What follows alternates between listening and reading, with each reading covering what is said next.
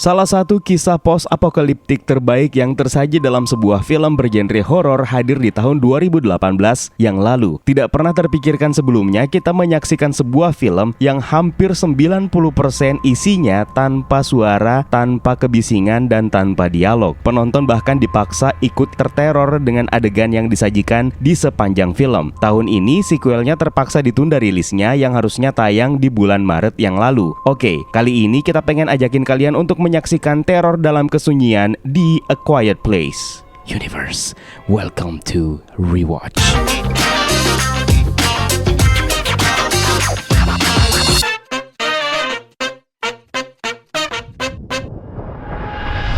Sebagai seorang aktor yang terkenal dengan film-film drama komedi, tidak ada yang pernah menduga jika John Krasinski ternyata mampu menyuguhkan sebuah film bergenre horor dengan sangat baik, dan bahkan mungkin bisa dibilang berhasil menciptakan gaya baru yang bisa dikatakan sebagai new horror classic. John Krasinski berhasil menyutradarai A Quiet Place dengan pendekatan yang benar-benar tidak terduga. Film ini juga didukung dari aspek sinematografi dengan Charlotte Bruce Christensen yang berhasil menangkap footage dari angle yang sangat tepat yang dapat memacu adrenalin serta ancaman yang datang di sepanjang film. Kekaguman kita terhadap John Krasinski bahkan bertambah 2 kali lipat karena dia dan istrinya Emily Blunt berhasil memerankan karakter sentral dalam film ini. Untuk kalian yang belum pernah nonton filmnya dan entah kesambet apa akhirnya baru kepikiran untuk nonton film ini, kita peringatkan terlebih dahulu, video ini adalah full spoiler content.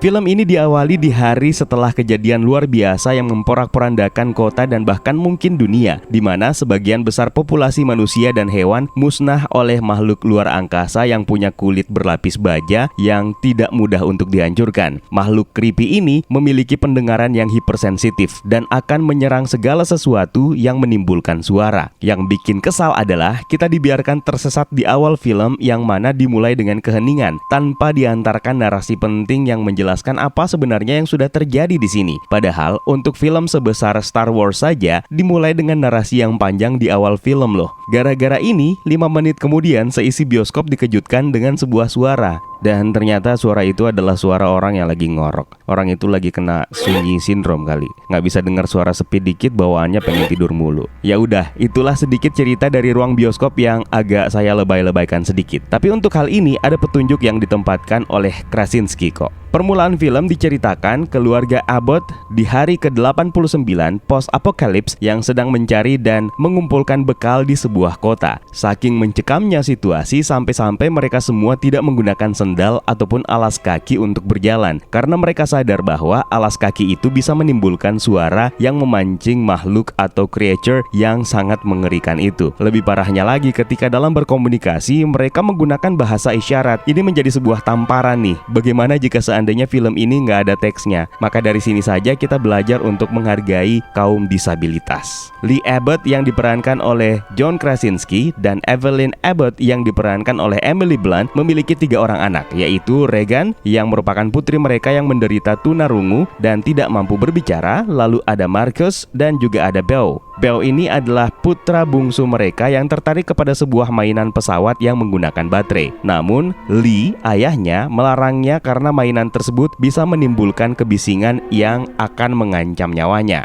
Namun, Regan berniat untuk menyenangkan hati adiknya dengan memberikannya kembali mainan pesawat tersebut. Dalam perjalanan pulang, namanya juga anak-anak, Beau kemudian iseng menyalakan pesawat tersebut dan membawanya menjadi mangsa makhluk alien di depan mata Lee yang gagal menyelamatkannya.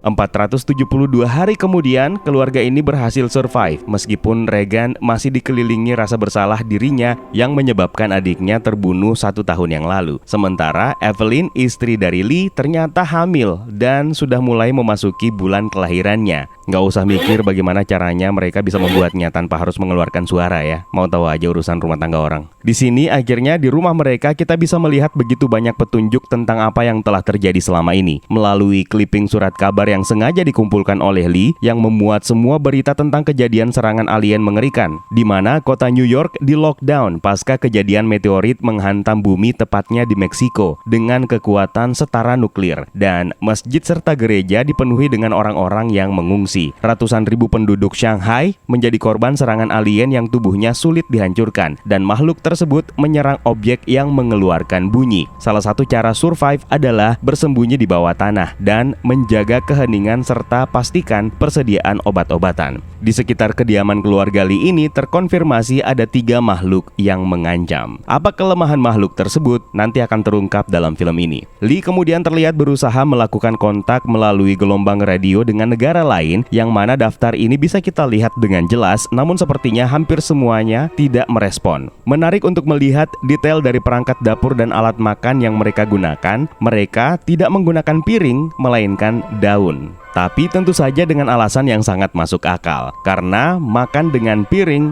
bisa menimbulkan bunyi-bunyian. Berarti mereka juga nggak boleh bersendawa dong. Lanjut, ketika Regan bermain monopoli bersama adiknya Marcus, tidak sengaja menimbulkan kecelakaan kecil yang hampir menyebabkan rumah mereka kebakaran. Namun masalahnya bukan itu, tapi suara yang ditimbulkan akibat aksi Lee yang memadamkan api.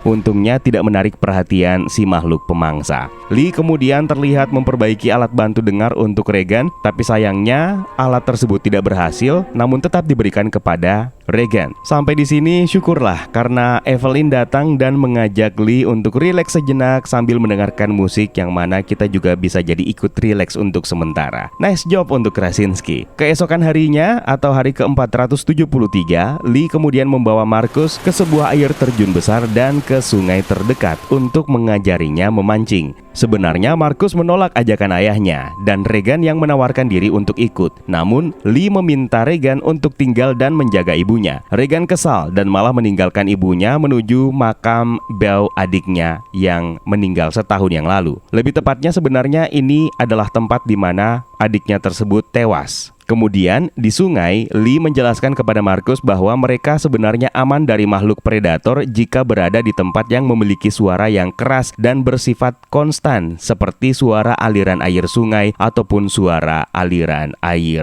terjun. Karena suara tersebut menutupi suara mereka dan tidak menarik perhatian makhluk predator. Disinilah mereka bisa bebas bercerita dan bahkan berteriak. Marcus kemudian menceritakan kepada ayahnya bahwa Regan selama ini selalu menyalahkan dirinya atas kematian adiknya dan membutuhkan ayahnya untuk meyakinkan dirinya dengan mengatakan bahwa ayahnya tersebut masih menyayanginya. Sementara di rumahnya, Evelyn lagi beres-beres rumah seperti biasa sambil mengangkat jemuran yang sudah dicuci untuk dikeringkan. Sayangnya ketika mengangkat pakaian tersebut yang sudah disatukan ke dalam karung, malah nyangkut di sebuah paku di salah satu anak tangga. Disinilah awal mula ketegangan terjadi. Paku yang nyangkut tersebut ternyata malah akan menjadi biang masalah. Evelyn tiba-tiba pecah ketuban yang menjadi pertanda dia akan segera melahirkan. Dia pun berjalan kembali menuruni anak tangga tadi ke ruangan bawah tanah. Karena panik, dia lengah dan malah menginjak paku tadi.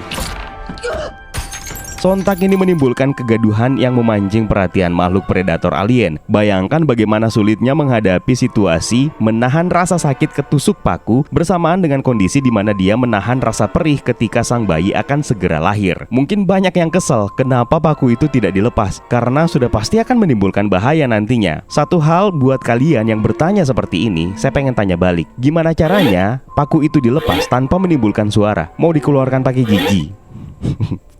Disinilah kejeniusan Krasinski lewat sinematografinya yang memang sudah memperingatkan kita sebagai penonton bahwa pasti akan ada apa-apa dengan paku ini. Dan memang benar demikian. Lalu ada satu plot yang konyol tapi sebenarnya memang menarik untuk menambahkan bumbu ketegangan dalam film ini, yaitu kenapa mereka masih sempet-sempetnya mikirin untuk bikin anak di tengah situasi yang sangat mencekam. Di mana mereka bikinnya? Di sungai atau di air terjun? Nggak usah tanya juga gimana cara bikinnya ya. Pertanyaan yang sama juga terlintas di waktu waktu ini. Bagaimana caranya dia bisa melahirkan dengan selamat sementara nggak mungkin bayinya yang baru keluar langsung disekap mulutnya biar nggak kedengaran tangisannya. Nanti kena tuntut KPAI loh. Nah, rupanya Lee sudah merencanakannya dengan sangat matang dengan sejumlah backup plan. Dengan Evelyn yang kini sedang kesakitan kemudian mengirim pertanda kepada Lee dan anak-anaknya yang sedang tidak di rumah. Evelyn kemudian memutar saklar yang mengubah lampu eksterior rumah menjadi merah sebagai sinyal bahaya bagi yang lain, dan dia tetap berjuang untuk tidak bersuara selama kontraksi. Lee yang menyadari pertanda tersebut kemudian menginstruksikan Marcus untuk menyalakan kembang api sebagai pengalih perhatian makhluk predator.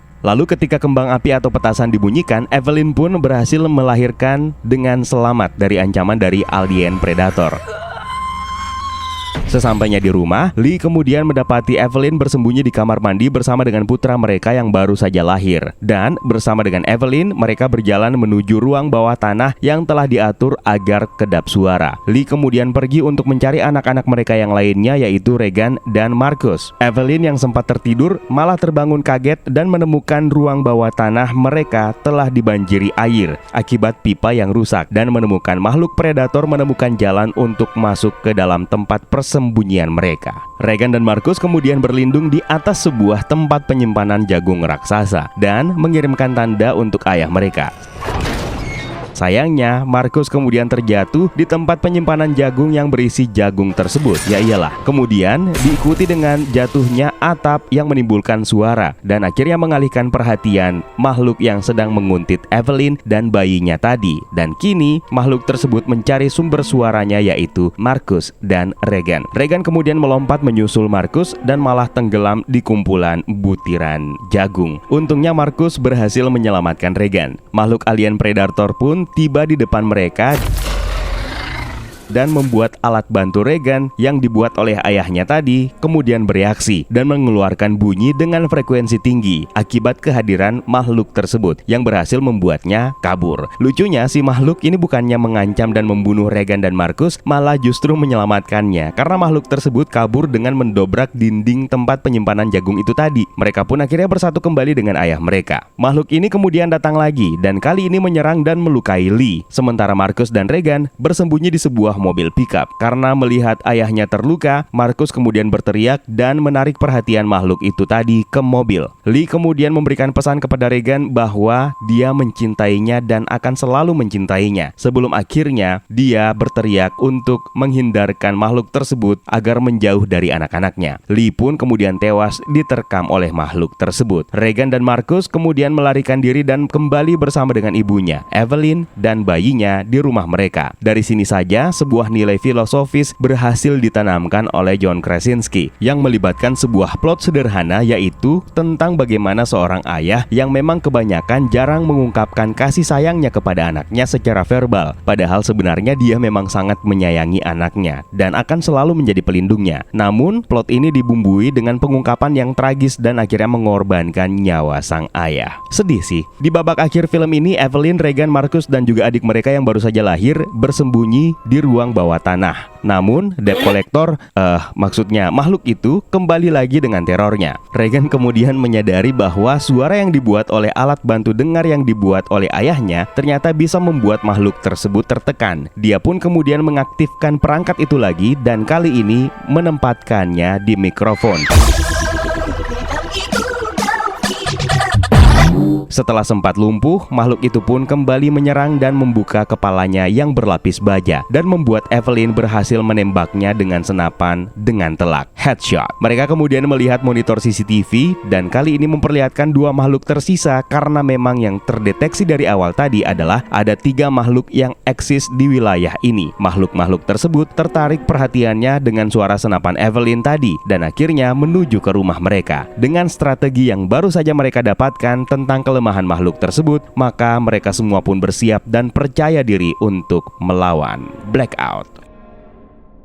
A Quiet Place benar-benar sangat berhasil menyajikan sebuah cerita yang hebat dan didukung oleh cast yang baik dengan level acting yang luar biasa. Sebut saja nama Millicent Simmonds yang ternyata memang benar-benar seorang penyandang tunarungu. Dia memerankan karakter seorang remaja tunarungu yang juga menjadi pengarah yang bagus untuk pendalaman bahasa isyarat di sepanjang film. Keterbatasan Regan menjadi alasan yang bagus juga kenapa semua keluarga bisa melakukan bahasa isyarat. Dan bahkan kita pun bisa belajar beberapa bahasa isyarat dari film ini agar kita juga bisa lebih menghargai dan menghormati para penyandang tunarungu yang mungkin akan kita temui di sekitar kita. Satu hal menarik lainnya, kalau kalian perhatikan dengan detail, di sepanjang film ketika kita dibawa ke perspektif atau sudut pandang Regan yang merupakan seorang penyandang tunarungu, kita pun tidak diberikan suara sedikit pun. Film ini seolah membawa kita untuk berempati dan merasakan apa yang dirasakan oleh sang aktris. Makanya banyak juga yang bereaksi aneh ketika di seluruh part Regan dalam film ini seolah seperti terjadi kesalahan scoring yang tidak menawarkan sound apa-apa, benar-benar hening. Padahal sebenarnya itu adalah trik scoring yang sangat simple tapi sangat jenius yang dihadirkan dalam film ini. Menarik juga untuk mencari tahu apakah Lee, ayah mereka, benar-benar tewas atau masih survive. Karena dalam trailer A Quiet Place Part 2 kita melihat sosoknya kembali. Dan akan seperti apa kelanjutan kisah mereka di sequelnya nanti? Ayo kita vote. Ada berapa banyak kira-kira di antara kalian yang pengen kita breakdown trailer film sequelnya? Universe, bagaimana pendapat kalian mengenai film ini? Atau jangan-jangan masih ada di antara kalian yang seolah ikut merasakan kakinya ngilu ketika Evelyn menginjak paku jahanam